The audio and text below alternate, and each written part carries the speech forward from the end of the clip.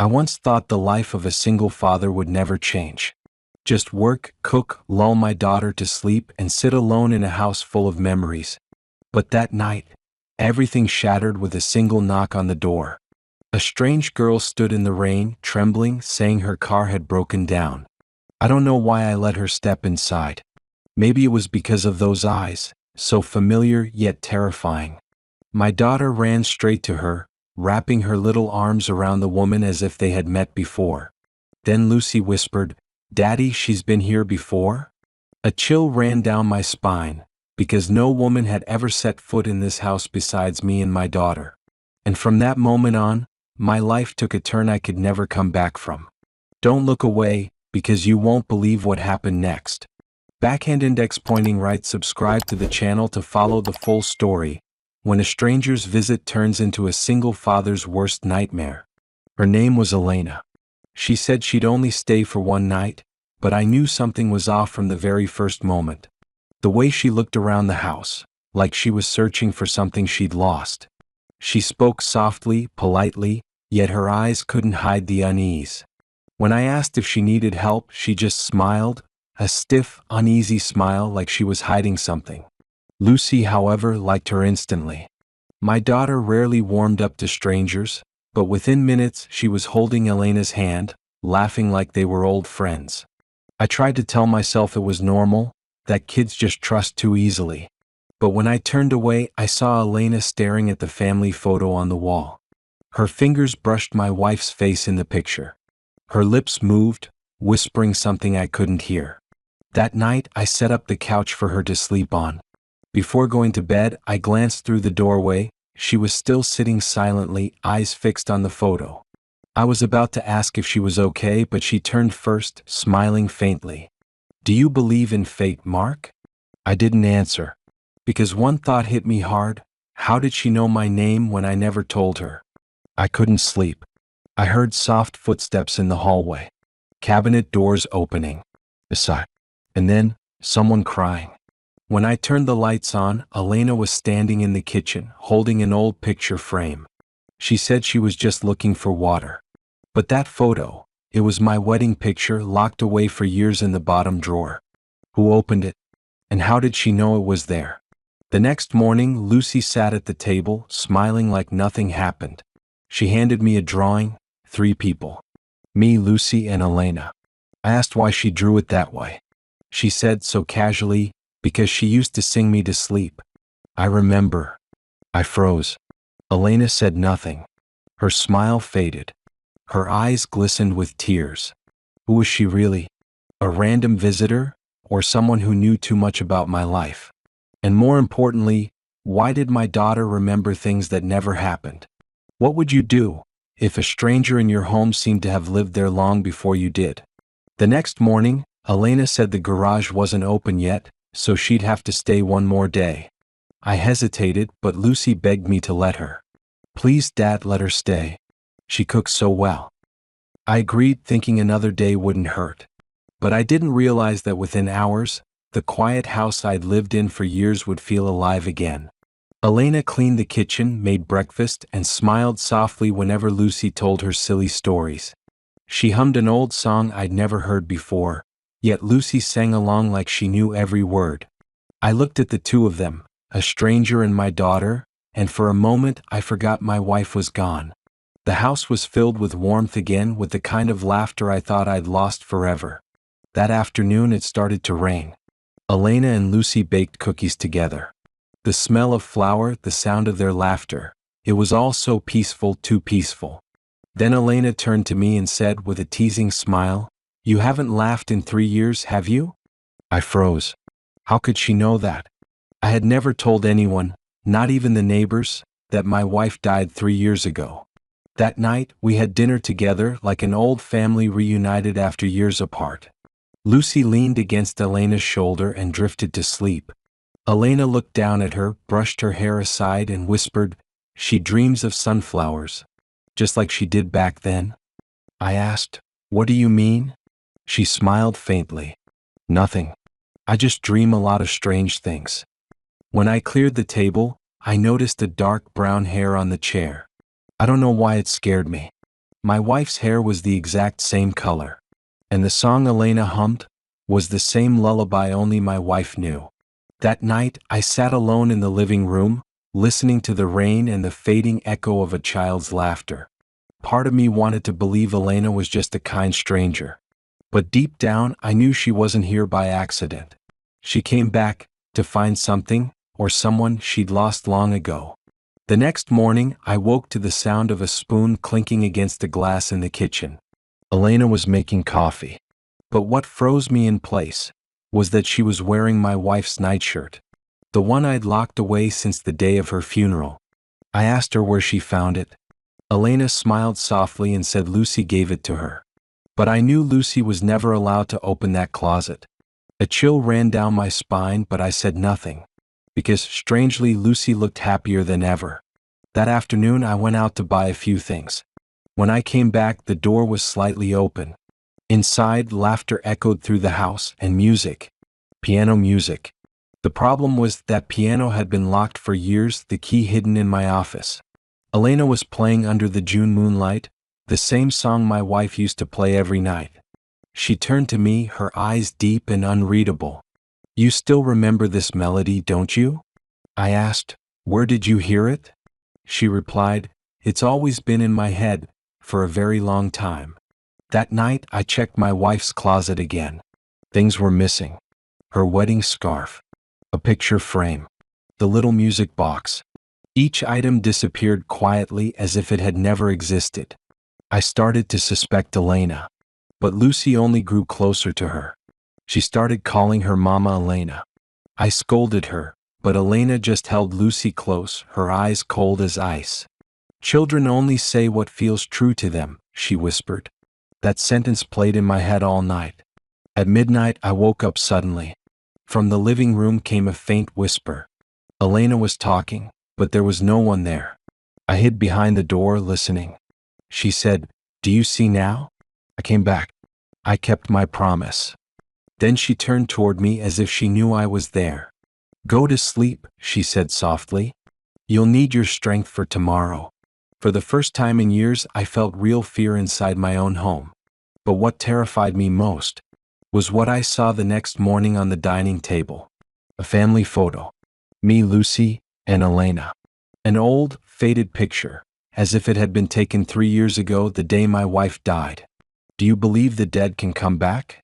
"Because I think I'm about to." I couldn't stand it anymore. The feeling that someone was living my wife's life inside my house. Elena's behavior grew stranger each day. She knew every corner of the home, every little habit of mine I'd never told anyone. She knew I liked black coffee without sugar.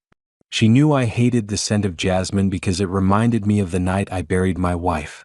And one night she looked at me and smiled. "I still remember that smell," she said, "because that night you cried so much." My blood turned to ice.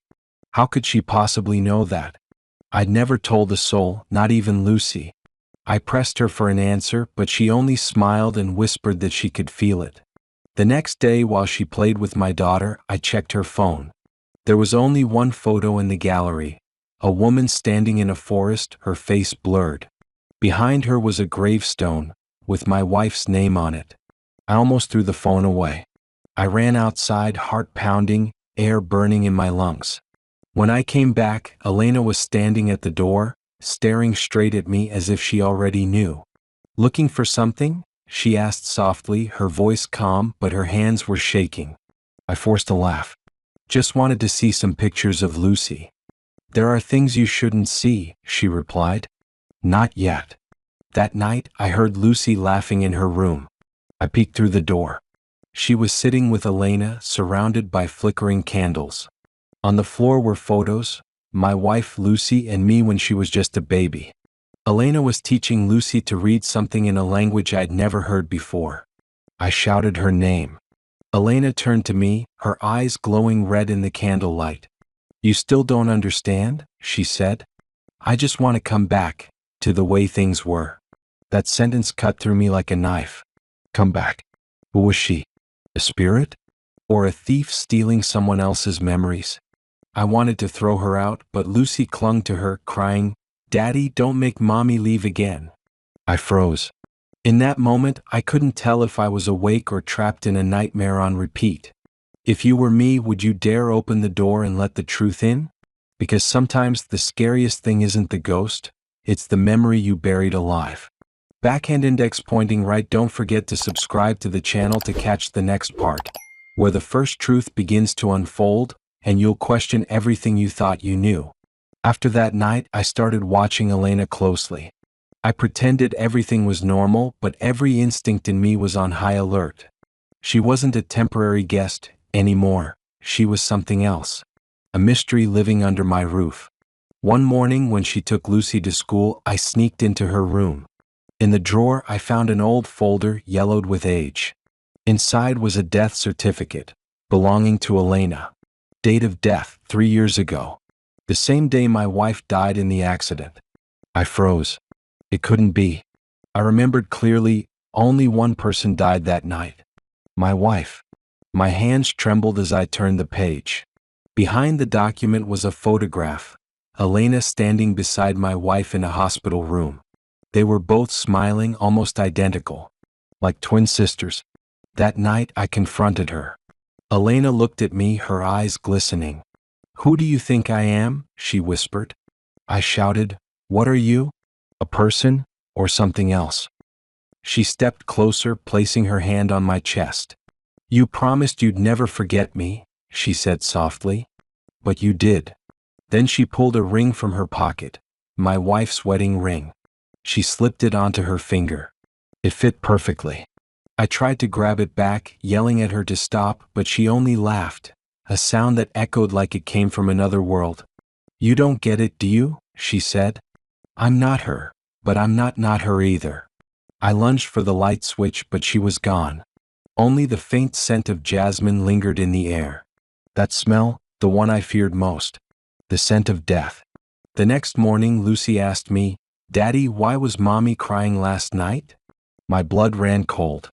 "Where did you see her, sweetheart?" "In your mirror," Lucy said. She said, "It's almost time to tell the truth." That was the moment I knew. There was no escaping this anymore. Elena wasn't just a visitor. She was the doorway between the living and the dead. And piece by piece, she was pulling me through it. If you've made it this far and still think this is just a dream, wait. Because what I'm about to discover next will shatter everything you believe about life and death. I started losing sleep. Every time I closed my eyes, Elena's image appeared in my mind. Sometimes as my wife, sometimes as someone else, and sometimes both of them sharing the same face. The house began to feel alive, as if it had its own soul. The lights would turn on by themselves in the middle of the night. The doors opened even though I had locked them tight. And in the mirror there was always someone standing behind me, but whenever I turned around, no one was there. I tried to hold on to reason. I went to the hospital where my wife had died. In the old records under related patient, there was a name half scratched out, Elena Moore. I asked to see the file, but the nurse just looked at me and shook her head. "That file shouldn't be reopened," she said softly. I asked her why. She replied, her voice trembling, "Because Elena never left the hospital. She disappeared the same day your wife died." I drove to the forest near the crash site. The ground was covered in thick grass, but I still found traces of my wife's ring, buried shallowly beneath the damp soil. Beside it lay a torn piece of fabric stained with dried blood. On the fabric, a single letter was embroidered, E. As the wind blew, I heard someone call my name. The voice was faint, yet unmistakably clear. "You still remember this place, don't you?" I turned around. Elena stood there, surrounded by mist, her eyes filled with endless sorrow. She didn't move closer, she just looked at me and said slowly, "3 years ago, you didn't lose just one wife. You lost two." I froze. She said she and my wife had once been best friends. They were both in the car that day. One died instantly. The other survived, but when she woke up, she carried the memories of both. "I don't know who I am anymore," she whispered. "Am I Elena, or her? But the soul that remains in me is slowly taking over everything."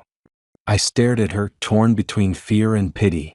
If she was telling the truth, Then the woman before me was a fusion of two souls, one living, one dead.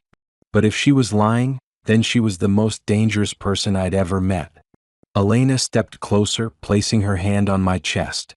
"All you have to do is admit that I'm your wife," she said softly.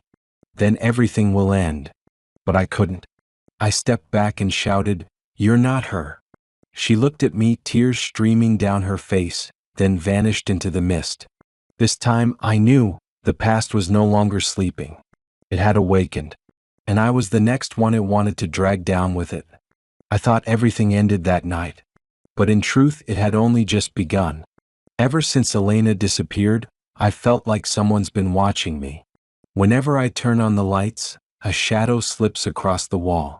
Whenever I call my daughter's name, Lucy turns to me, but her eyes are no longer her own. One night, I heard footsteps coming from the basement. The door, which had always been locked, was now slightly open. I grabbed a flashlight and descended the stairs, one creak at a time. The air was freezing. Down there, in the dim light, something was moving. Elena stood with her back to me, whispering something I couldn't make out. I asked, "What are you doing here?" She turned around, but her face was no longer whole. Half was Elena, the other half was my wife. Her voice came out layered, distorted. "Choose. One of us has to disappear." I stepped back, heart pounding so hard it hurt. "You're not real. Neither of you are real." She laughed, and the sound echoed through the basement. "You're wrong. I'm the only real thing left in you." The light flickered and died. Then I heard Lucy's voice from upstairs. "Daddy, Mom said you broke your promise." I ran up, but the door was locked. On the walls, our family photos began to change. In each one, Elena slowly replaced my wife's face. Then she replaced mine. The final picture showed only her and Lucy, smiling happily. I screamed, smashing the frames one by one. But from the shattered glass, blood began to seep, drop by drop onto the floor. Each drop whispered as it fell, "You promised you'd stay with me forever?" I collapsed. In that instant, memories flooded back like a storm. The night of the crash, the rain, the scream, and the truth I'd buried for 3 years. I was the one driving that night. I lost control and killed them both. Elena wasn't an intruder. She was the fragment of a soul trapped inside me. She didn't return to haunt me, she came back to reclaim what I'd buried. I screamed into the night, rain pounding against the windows. Elena stepped closer, her eyes soft now. "Now you understand," she whispered. "None of us are real anymore." She placed her hand over my heart. And in that moment I felt myself dissolving, fading into her. The only question that remains is, who's telling this story now? Me or Elena? I woke up in the dark. I no longer knew if this was a dream or reality. The space around me felt swallowed by fog. Only the sound of the wind and the overwhelming scent of jasmine remained. I stood up, but my legs felt like lead. In front of me was Elena, or maybe it was her, my wife. Their faces blended together, flickering like reflections on rippling water. "Do you remember now?" Her voice echoed, coming from everywhere at once. I closed my eyes and the final memory came rushing back. That rainy night. Me drunk. Elena in the back seat, my wife in the passenger seat. They were arguing. And I, the one behind the wheel, lost control. The car plunged off the cliff. I crawled out of the wreckage, leaving them behind. I survived, but my mind erased everything. It let me believe only one of them had died. It let me keep living without going insane. Elena stepped closer. "How long do you think you can keep running? She and I have become one. We don't want revenge. We just want you to admit it." I broke down, falling to my knees. "I was wrong. I killed both of you. I don't deserve to live." She reached out, touching my cheek with a look both sad and tender. "No one's punishing you. You've been doing that yourself." Around me, everything began to melt away. The house vanished. The photos, the laughter, all became fragments of fading memory. Only Lucy remained, standing in a soft glow, smiling. "Daddy, Mom said you can rest now." I walked toward her, but the closer I got, the more her image blurred, until it was gone. I realized I was somewhere between two worlds, not alive, not dead. Elena, or the woman I once loved, held my hand. "We'll stay here, until you're truly ready to let go." I smiled. For the first time in 3 years, I wasn't afraid. Just a strange peace, as if I'd finally found the truth and accepted it. But if you're hearing this story now, maybe I haven't completely gone. Maybe I'm still somewhere inside the memories you've just awakened by watching this video. Backhand index pointing right. Don't forget to subscribe for the final part, where the story ends, but the curse doesn't. I don't remember how I left that place. All I know is that when I opened my eyes, I was sitting in my old house. Everything was exactly as before, except for one thing. There was no Elena. No Lucy. Only me, and the wind seeping through the cracks, carrying the scent of jasmine. I walked through the house, touching every object, trying to prove I was still real. On the table lay a new photograph. In it, there was me, Lucy, and Elena. All three of us were smiling. I never took that picture. Then I heard footsteps behind me. Soft but familiar. Lucy's voice whispered, barely more than a breath, "Daddy, Mom says we can go home now." I turned around, but no one was there. Only the mirror stood before me, reflecting something that wasn't me anymore. The smile and the reflection stayed, even though I wasn't smiling. Maybe I'm dead. Or maybe I'm just trapped in a layer of memory that never closed. Because sometimes the scariest thing isn't losing the one you love. It's realizing they never truly left.